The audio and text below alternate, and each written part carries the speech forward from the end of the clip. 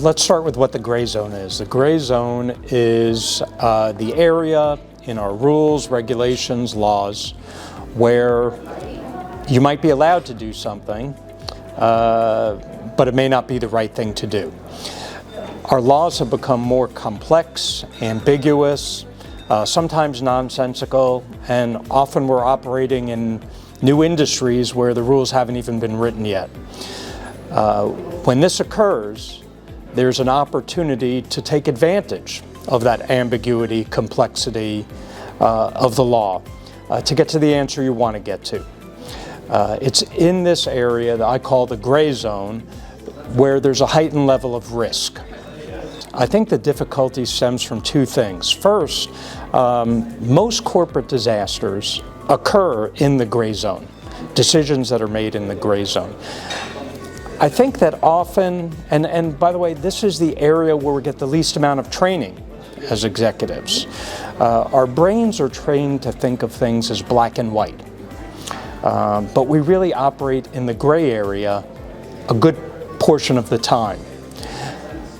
The reason I think that we have so many corporate disasters that are caused in the gray area is because when we're in the gray area and we make a decision, we don't identify, price, and manage risk correctly. Our brains, when we hear the phrase, "it's been approved," or "you are allowed to do this," our brains stop thinking about risk. If the attorneys have approved it, if the auditors have approved it, we think, we're okay. But there's still a great deal of risk that's unaccounted for. I'm not sure I have the answer to that question. Look, I think most of the training that we get that focuses on this area, we tend to call ethics training. Okay, but I don't think that's the right term. And not just because I'm not good at ethics. I think it's a wrong term because we can't really agree what is ethical and what isn't ethical. Right? I could give you 10 topics, right, and we're going to disagree on a lot of them. And so the training tends to be telling people to do the right thing. But if we can't agree on what the right thing is, I'm not sure that's the right training. I think the training needs to be focused on risk, not on ethics. That when you're in this gray area,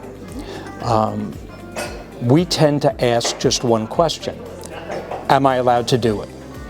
There needs to be a second question asked, which is, would a reasonable person under normal circumstances behave this way?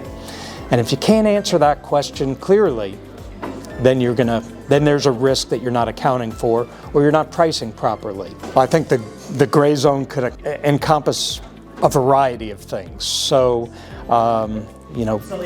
from financial reporting, where I was very responsible for causing the problems at Enron, to any sort of operational issue. Look, people are really creative. And that's a good thing, because it helps us invent new ways to do things, become more productive, become more profitable, expand our businesses. People should always be doing things like, we use the phrases, push the edge of the envelope, create a new paradigm, think outside the box. You've never bought a book titled Think Inside the Box, have you? Okay. And it's good that we're creative. We find new ways to get to the answer we want.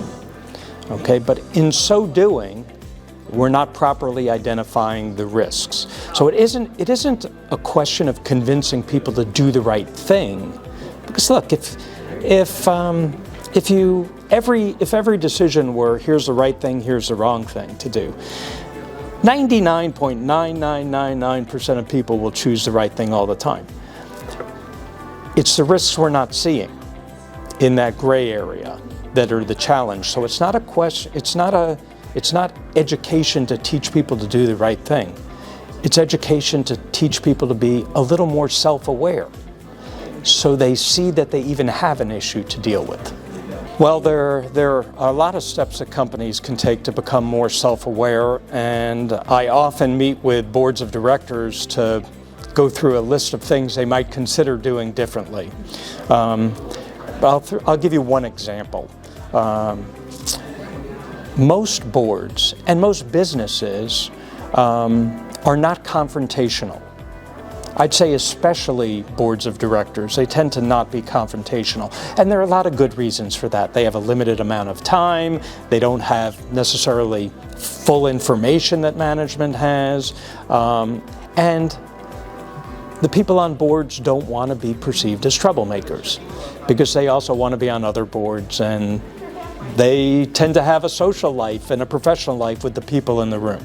So they don't want to be considered troublemakers. Add a position that's a troublemaker.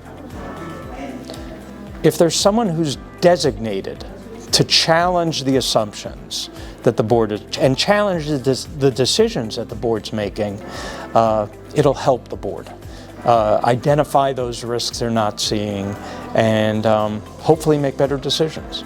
Help them become self-aware by being that